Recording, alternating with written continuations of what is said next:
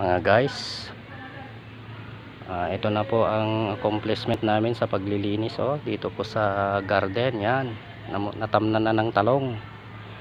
Nalinisan na rin namin itong mga kapaligiran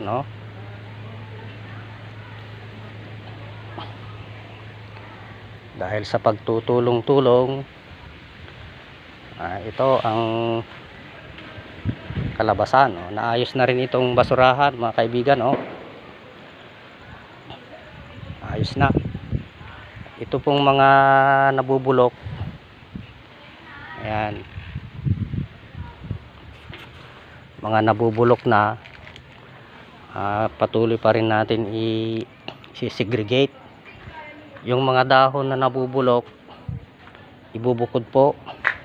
Dito po inilalagay, mga kapatid. Dito namin inalagay para pwedeng pataba. Yan, yung mga dahon na nabubulok na nagiging lupa na. Ayan, mga kapatid. Dahil sa patuloy na pagsegregate po natin